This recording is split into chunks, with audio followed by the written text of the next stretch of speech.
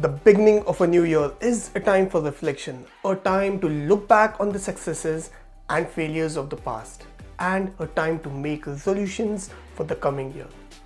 Every year, millions of people just like yourself make resolutions and promise that they will do something to improve their lives, whether it is to lose weight, quit smoking, or get better grades. All these resolution thingy happens at the start of the year, but now the new year is in full swing and the resolutions that you made a few weeks ago seem more difficult than ever to keep. You promised yourself that this would be the year that you will finally get fit, learn a new language, or save more money. Yet, here you are, already struggling to stay motivated and on track. But don't worry, my friend, you are not alone to abandon your goals for 2023. Because according to the research conducted by Strava using over 800 million user-logged activities, most people who take New Year's resolutions are likely to give up on their New Year's resolutions by Jan 25. So, the million-dollar question now is, why do you struggle to keep up with the resolutions that you make every new year? Well, there are few common reasons for this behavior, like lack of motivation or dedication that causes you to fail at achieving your goal. You might probably start off strong, but eventually your enthusiasm fades and you give up. You sometimes do not have the necessary resources or support that you need to accomplish your goals, like financial constraints, limited time, poor health, etc. For most people, however, it is simply a lack of discipline that leads to their failure. It is easy to make a resolution, but it takes a lot of hard work and dedication to stick with it. People often underestimate the amount of effort that it takes to make a resolution a reality, leading them to become discouraged and finally give up. Now, apart from these common reasons, I personally believe that the core reason why you fail is because of the want. For example, you want to go to the gym this year so that you can be fit. You want to go on a keto diet so that you could lose weight and so on. But if you really want to change something for yourself this year, try this approach that I personally follow and found out to be very helpful.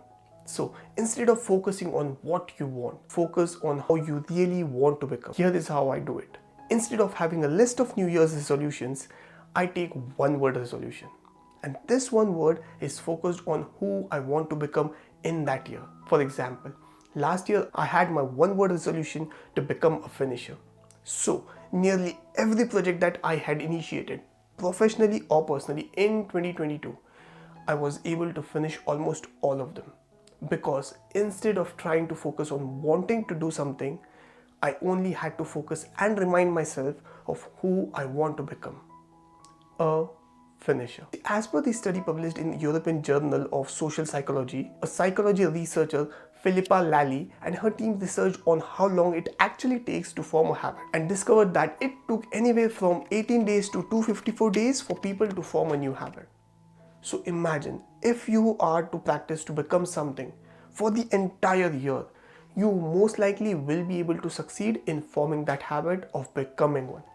So instead of having a resolution that you will go to the gym this year or go on a diet this year, why not set your resolution to become fit? That way, all you have to focus on and remind yourself is to become fit. Let's say you wake up one morning with the intention to go to the gym that morning, but you do not have any motivation or urge to go to the gym. At that very instance, just remind yourself of who you want to become this year.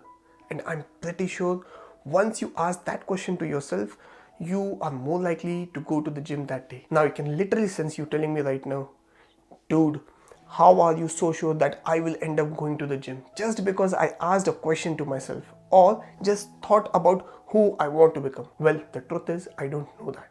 But I'm still certain that you would go to the gym on the day. And why I'm so certain?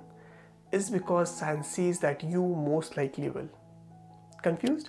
Well, let me explain. See, every time we try to make a decision, a part of our brain called prefrontal cortex, which is responsible to help us make decisions, gets activated.